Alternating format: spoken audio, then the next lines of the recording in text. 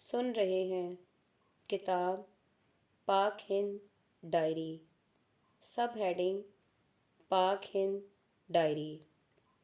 یہ وہ ماحول ہے جو ہمارے ملک میں 19ویں صدی کے آخر اور 20ویں صدی کے آغاز میں پایا جاتا تھا۔ اس وقت نہ صرف میرے والد صاحب بلکہ عام طور بستیوں کے بڑے لوگ اسی مزاج کے ہوا کرتے تھے۔ یہ ماحول مسلسل باقی رہا، حتیٰ کہ 1947 کا انقلاب بھی اس ماحول کو برہم نہ کر سکا۔ 1947 کے واقعات میں سے ایک واقعہ یہاں بطور مثال نقل کیا جاتا ہے۔ میرے گاؤں میں ایک مسلمان زمیندار تھے۔ وہ عمر میں مجھ سے چھوٹے تھے۔ 1947 میں ان کا انتقال ہو گیا۔ ان کی بہادری نے ان کو غیر مسالت پسند بنا دیا تھا۔ ان کے پاس لائسنس یافتہ بندوق بھی تھی جس کو وہ اکثر اپنے ساتھ رکھتے تھے۔ ہمارے گاؤں سے ملا ہوا ایک اور گاؤں ہے جس کو بقیہ کہا جاتا ہے۔ یہاں ایک راجپوت چھتر دھاری سنگھ رہتے تھے۔ مذکورہ مسلمان زمیندار اور چھتر دھاری سنگھ کے درمیان مال یا جائیداد کا کوئی جھگڑا نہ تھا، مگر غالباً دونوں میں انا کا ٹکراؤ ہوا اور باہم دشمنی قائم ہو گئی۔ غالباً 1966 کا واقعہ ہے۔ دونوں بذریعہ ٹرین شہر اعظم گڑھ جا رہے تھے۔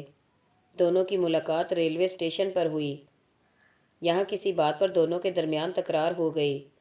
مسلمان زمیندار حسب معمول اپنی بندوق اپنے ساتھ لیے ہوئے تھے۔ انہوں نے جوش میں آ کر بندوق اٹھائی اور بے تکلف چھتر دھاری سنگھ پر گولی چلا دی۔ وہ فوراً ہی ہلاک ہو گئے۔ یہ خبر اچانک پورے علاقے میں پھیل گئی۔ ہندو بہت بڑی تعداد میں چھتر دھاری سنگھ کے مکان کے باہر جمع ہو گئے۔ یہ ہندو غصے میں بپھرے ہوئے تھے۔ وہ چاہتے تھے کہ فوراً ہمارے گاؤں میں پہنچیں اور نہ صرف مذکورہ مسلمان سے بلکہ پورے گاؤں سے اس کا انتقام لیں۔ ہندوؤں کی یہ مشتعل بھیڑ اگر اس وقت ہمارے گاؤں میں داخل ہوتی، جو کہ بقیہ سے بمشکل 1 کلومیٹر کے فاصلے پر واقع ہے، تو یقیناً وہ لوگ پورے گاؤں کو آگ لگا دیتے۔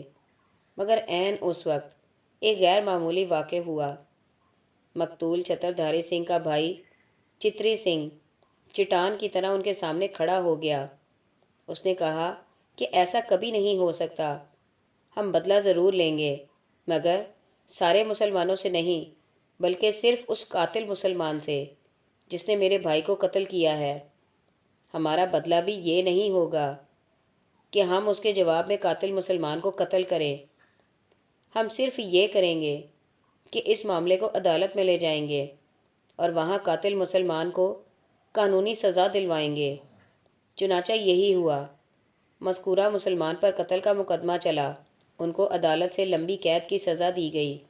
یہ حال صرف ہمارے علاقے کا نہیں تھا بلکہ پورے برصغیر ہند میں ہندو اور مسلمان اسی طرح مل جل کر پرامن طور پر رہتے تھے۔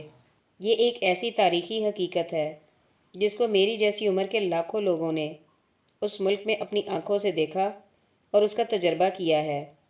پھر سوال یہ ہے کہ ہندوؤں اور مسلمانوں کے درمیان وہ تفریقی سیاست کیسے ابھری جس کا نتیجہ ملک کا بٹوارا تھا؟ اس کا جواب یہ ہے کہ ملک کا بٹوارا ہندوؤں اور مسلمانوں نے نہیں کروایا بلکہ ہندوؤں اور مسلمانوں کے کچھ لیڈروں نے کروایا۔ یہ دو فرقوں کے عوام کا مسئلہ نہیں تھا بلکہ وہ کچھ لیڈروں کا مسئلہ تھا جنہوں نے عوام کے نام پر اپنی لیڈری کو فروغ دیا۔ ہندو اور مسلمان ابتداً اپنی فطرت پر تھے۔ فطرت کی رہنمائی عین وہی ہوتی ہے جس کی ایک جھلک مذکورہ واقعات میں نظر آتی ہے۔ اس کے بعد اخبارات کا دور آیا اور اخبارات کے ساتھ قیادتیں ابھرنے لگیں۔ اب فطرت لوگوں کی رہنما نہ رہی بلکہ لیڈر ان کا رہنما بن گیا۔ یہی وہ مقام ہے جہاں سے ہماری تمام سیاسی مصیبتوں کا آغاز ہوتا ہے۔ لیڈر یا قائد کون بنتا ہے؟ یہ وہ افراد ہیں جن کے اندر عام لوگوں سے زیادہ ذہانت پائی جاتی ہے، اور یہ تجربہ ہے کہ جو آدمی زیادہ باصلاحیت اور زیادہ ذہین ہو وہ شعوری یا غیر شعوری طور پر انانیت پسند بن جاتا ہے۔ چنانچہ ہر بڑا لیڈر لازمی طور پر انانیت پسند ہوتا ہے۔ برصغیر ہند کے لیڈروں میں اس اعتبار سے غالباً صرف ایک قابل ذکر استثناء نظر آتا ہے، وہ مہاتما گاندھی کا ہے۔ یہ ایک حقیقت ہے کہ اکثر قومی المیے صرف ایک سبب سے پیدا ہوئے، اور وہ دو لیڈروں کے درمیان انا کا ٹکراؤ ہے۔ مثال کے طور پر 1971 میں مغربی پاکستان اور مشرقی پاکستان ٹوٹ کر دو ٹکڑے ہو جانا زیادہ تر ذوالفقار علی بھٹو اور شیخ مجیب الرحمان کے درمیان اسی انا کے ٹکراؤ کا نتیجہ تھا۔ اسی طرح کشمیر کا مسئلہ بروقت طے نہ ہونے کی بنیادی وجہ یہ تھی کہ شیخ محمد عبداللہ اور مسٹر محمد علی جناح کے درمیان انا کا ٹکراؤ پیش آ گیا۔ اس حیثیت سے برصغیر ہند کی سیاست کا مطالعہ نہایت عبرت انگیز ہے۔ یہ ایک حقیقت ہے کہ ملک کا بٹوارا ہندو مسلم عوام نے نہیں کیا، بلکہ ہندو مسلم عوام کے نام پر ہندو مسلم لیڈروں نے کیا۔ یہ لیڈر اپنی انا کے خول سے باہر نہ آ سکے تو ان کے درمیان یہاں تک کہ ان کی انانیت پسندی کی ناخوشگوار واقعات پیش نہایت مہنگی صورت میں دینی پڑی، اور دوسرے فرقے میں بھی اور خود ایک فرقے کے اندر بھی۔ اس قسم کی ناخوشگوار صورتحال سے بچنا سرے سے ممکن ہی نہیں۔ ایسی حالت میں سماج کے اندر اتحاد قائم رکھنے کا راز کیا ہے؟ وہ صرف ایک ہے، اور وہ اعراض اور ٹالرنس ہے۔ ناخوشگوار صورتحال پیدا ہونے پر اگر کوئی اعراض کا انداز اختیار کیا جائے تو اتحاد باقی رہے گا، اور اگر اعراض نہ کیا جائے تو لوگوں کی انانیت بڑھے گی، تو لوگوں کی انانیت بھڑکے گی، اور پورا سماج اختلاف اور انتشار کا شکار ہو کر رہ جائے گا۔ اس سلسلے کی ایک علامتی مثال یہ ہے کہ مسٹر محمد علی جناح انگلینڈ جانے سے پہلے تک کانگریس میں شامل تھے۔ ایک بار ایسا ہوا کہ کانگریس کا سالانہ اجلاس ہو رہا تھا۔ مہاتما گاندھی اور دوسرے لیڈروں کے ساتھ مسٹر محمد علی جناح بھی اسٹیج پر موجود تھے۔ اپنی باری پر وہ تقریر کرنے کے لیے اٹھ کھڑے ہوئے تو عام مزاج کے مطابق انہوں نے اپنی تقریر کا آغاز اسٹیج پر بیٹھی ہوئی ممتاز شخصیتوں کے نام سے کرنا چاہا۔ چنانچہ انہوں نے کہا، مسٹر گاندھی، بعض کانگریسی بگڑ گئے۔ انہوں نے کہا کہ مہاتما گاندھی کہو، ہم مسٹر گاندھی نہیں سن سکتے۔ جناح صاحب ایک لمحے کے لیے رکے، اس کے بعد انہوں نے دوبارہ تقریر شروع کی تو پھر یہی کہا کہ مسٹر گاندھی۔ اب مذکورہ کانگریسی دوبارہ اپنی مانگ کے لیے کھڑے ہو گئے اور انہوں نے کہا کہ مہاتما گاندھی کہو۔ اس کے بعد جناح صاحب نے اپنی تقریر روک دی۔ وہ خاموشی کے ساتھ اسٹیج سے اترے اور اپنے گھر واپس آ گئے۔ یہ بحران نہایت آسانی کے ساتھ ٹل سکتا تھا۔ اس کی صورت یہ تھی کہ مہاتما گاندھی کھڑے ہو کر کہتے کہ جناح صاحب مجھ سے سینئر ہیں، ان کو حق ہے کہ وہ مجھ کو مسٹر گاندھی کے لفظ سے خطاب کریں۔ اگر مہاتما گاندھی بروقت ایسا کرتے تو یہ تعطل فوراً ختم ہو جاتا اور اجلاس کی کارروائی معمول کے مطابق جاری ہو جاتی، مگر ایسا نہیں ہوا۔ اس واقعے کے جلد ہی بعد لندن چلے گئے۔ کچھ عرصے بعد وہ واپس آئے۔ اب انہوں نے کانگریس کو چھوڑ کر مسلم لیگ میں شرکت کر لی۔ جلد ہی وہ مسلم لیگ کے سب سے بڑے قائد بن گئے۔ یہ بلا شبہ ایگو کا مسئلہ تھا۔ جناح صاحب اگر رعایت کا انداز اختیار کرتے تو وہ دوسری بار مہاتما گاندھی کہہ سکتے تھے، مگر جب آدمی کی انا بھڑک اٹھے تو اس کے بعد اس کے اندر سے رعایت کا ذہن ختم ہو جاتا ہے۔ وہ معاملے کو اپنے وقار کا معاملہ بنا لیتا ہے، اور جہاں وقار کی نفسیات بھڑک اٹھے وہاں وہی ہوتا ہے جو عملاً ہماری تاریخ میں پیش آیا۔ اس سلسلے میں مہاتما گاندھی کا رویہ قابل تعریف ہے۔ چنانچہ انہوں نے جناح صاحب کو خط لکھا تو لوگوں کے اختلاف کے باوجود انہوں نے جناح صاحب کو قائد اعظم کے لفظ سے خطاب کیا۔ اسی انانیت کی ایک مثال وہ ہے جو پنڈت جواہر لال نہرو کے یہاں پائی جاتی ہے۔ اس مثال کو مولانا ابو الکلام آزاد نے اپنی کتاب آزادی ہند میں تفصیل کے ساتھ بیان کیا ہے۔ اس کا خلاصہ یہ ہے کہ 1936 کے الیکشن میں ایک معاہدے کے تحت مسلم لیگ نے کانگریس کی حمایت کی تھی۔ اس معاہدے کا ایک جز یہ تھا کہ یو پی کیبنٹ میں جو مسلمان وزیر بنایا جائے گا وہ مسلم لیگ کا آدمی ہوگا۔ الیکشن میں کانگریس کو بھاری جیت ہوئی۔ اس وقت جواہر لال نہرو کانگریس کے صدر تھے۔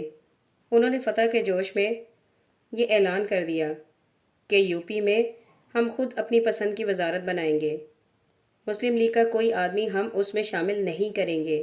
اس اعلان کے بعد سنجیدہ لوگوں نے جواہر لال نہرو کو سمجھانے کی کوشش کی، مگر مذکورہ اعلان کے بعد وہ ان کے لیے وقار کا مسئلہ بن گیا۔ چنانچہ وہ اپنے اعلان سے پھرنے پر راضی نہ ہوئے۔ اس کا نتیجہ یہ ہوا کہ مسلم لیگ کے نمائندہ عبدالرب نشتر کے بجائے کانگریس کے نمائندہ حافظ محمد ابراہیم کو یو پی وزارت میں مسلمان کی سیٹ دی گئی۔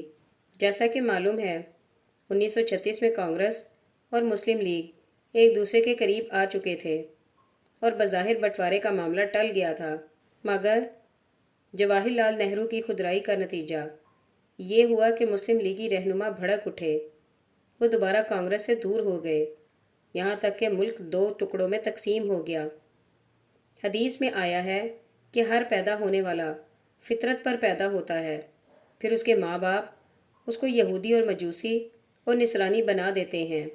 اس بات کو توسیع دیتے ہوئے میں کہوں گا کہ عام انسان ہمیشہ صحیح فطرت پر ہوتے ہیں، پھر ان کے لیڈر ان کو بہکا کر غیر فطری راستوں پر ڈال دیتے ہیں۔ برصغیر ہند کے مسلمانوں اور ہندوؤں میں اگر وہ لیڈر نہ ابھرتے جن کا نام بدقسمتی سے ملکی تاریخ میں ہیرو کے طور پر لکھا ہوا ہے، تو یقینی طور پر ملک کا نقشہ آج سے بہت زیادہ بہتر ہوتا۔ اس کی وجہ یہ ہے کہ ہر مسٹر لیڈر مسٹر ایگو ہوتا ہے، اور ہر مسٹر ایگو یہ کرتا ہے کہ اپنی ذات کی خاطر وہ پوری قوم کو داؤ پر چڑھا دیتا ہے۔ جس سماج میں اس قسم کے لیڈر موجود نہ ہوں، وہاں خدا کی پیدا کی ہوئی فطرت لوگوں کی رہنما ہوگی، اور فطرت بلا شبہ صحیح ترین رہنما ہے۔ وہ رہنمائی میں کبھی غلطی نہیں کرتی۔ انڈیا میں ہندو اور مسلمانوں کے درمیان جو مسئلہ ہے اس کا بڑا سبب سیاسی تاریخ ہے۔ یہ زیادہ تر مسلم حکمرانوں کی وراثت ہے جس کو بعد کی مسلم نسلیں بھگت رہی ہیں۔ اس کا ایک واضح ثبوت یہ ہے کہ فرقہ وارانہ کشیدگی کی یہ صورتحال زیادہ تر شمالی ہند میں ہے۔ جنوبی ہند کا علاقہ اس برائی سے اب تک پاک رہا ہے۔ اس فرق کی وجہ یہ ہے کہ مسلم حکمرانوں اور ہندو راجاؤں کے درمیان لڑائیاں زیادہ تر شمالی ہند میں ہوئیں۔ جنوبی ہند کا علاقہ بڑی حد تک اس قسم کی خونی داستانوں سے محفوظ رہا۔ ہندوؤں کی باتیں سننے یا ان کی کتابیں پڑھنے سے اندازہ ہوتا ہے کہ اس سلسلے میں انہیں سب سے زیادہ شکایت مسلم حکمرانوں سے ہے، خاص طور پر اورنگزیب سے۔ مثلاً ان حکمرانوں کا یہ فعل کہ انہوں نے اپنے دور حکومت میں کئی مندروں کو توڑ ڈالا اور اس کی جگہ مسجدیں بنائیں۔ یہاں تک اس الزام کی تاریخی حیثیت کا تعلق ہے تو اس سے انکار کرنا مشکل ہے۔ یہاں میں اس سلسلے میں صرف ایک حوالہ دیتا ہوں۔ مولانا ابو الحسن علی ندوی کے والد مولانا حکیم عبدالحی کی ایک کتاب ہے۔ یہ کتاب مجلس تحقیقات و نشریات اسلام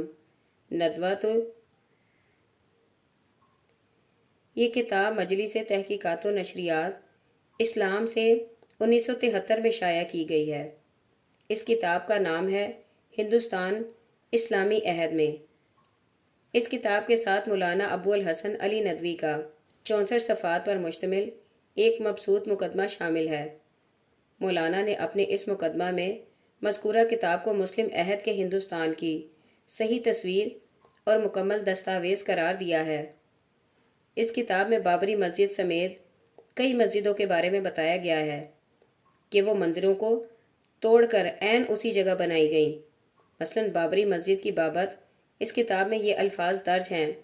کہا جاتا ہے کہ سیتا کا یہاں ایک مندر تھا جہاں وہ رہتیں اور اپنے شوہر کے لیے کھانا پکاتی تھیں۔ اسی جگہ بابر نے 923 ہجری میں یہ مسجد تعمیر کی۔ اس کتاب میں اس طرح کی متعدد مسجدوں کا تذکرہ ہے جو ہندو عبادت گاہوں کی جگہ بنائی گئیں۔ مثلاً عالمگیری مسجدیں کے زیر عنوان بتایا گیا ہے۔ کہا جاتا ہے کہ بنارس کی مسجد عالمگیر نے بنارس کے بشیشور مندر کی جگہ بنائی تھی۔ وہ مندر بہت بلند اور ہندوؤں میں مقدس تھا۔ اس نے اس کی جگہ انہی پتھروں سے بلند مسجد کی تعمیر کی اور اس کے قدیم پتھر کو دیواروں میں معکوس کر کے نصب کر دیا۔ اس قسم کے واقعات جو مغل عہد میں پیش آئے ان کے بارے میں ہندو مصنفین اور مسلم مصنفین دونوں عام طور پر غیر منصفانہ انداز اختیار کرتے ہیں۔ ہندو مصنفین عام طور پر ان واقعات میں اضافہ کر کے ان کو مزید سنسنی خیز انداز میں پیش کرتے ہیں۔ دوسری طرف مسلم مصنفین یا تو ان کو گھٹا کر پیش کرتے ہیں یا سرے سے ان کی واقعیت کا انکار کر دیتے ہیں، مگر یہ دونوں ہی طریقے اس معاملے میں غیر مفید ہیں۔ اس معاملے کے تصفیہ کے لیے کوئی سنجیدہ کوشش نہ 1947 سے پہلے کی گئی اور نہ 1947 کے بعد۔ ضرورت تھی کہ اس مسئلے پر ایک مستقل کمیشن بنایا جاتا جو ہندو مورخین اور مسلم مورخین پر مشتمل ہوتا۔ وہ اس قسم کی نزاع عبادت گاہوں کا جائزہ لے کر باضابطہ رپورٹ پیش کرتا اور قانون اور شریعت کی روشنی میں اس کا حل بتاتا۔ اس کے بعد ہندو اور مسلمان دونوں طرف کے ذمہ داروں کے دستخط سے ایک معاہدہ کیا جاتا اور آپریشن ایکٹ کے تحت اس پر عدالتی تصدیق حاصل کر لی جاتی۔ اس طرح یہ مسئلہ ہمیشہ کے لیے ختم ہو سکتا تھا، مگر بدقسمتی سے اس نوعیت کی کوئی مؤثر کوشش اس معاملے میں نہ کی جا سکی۔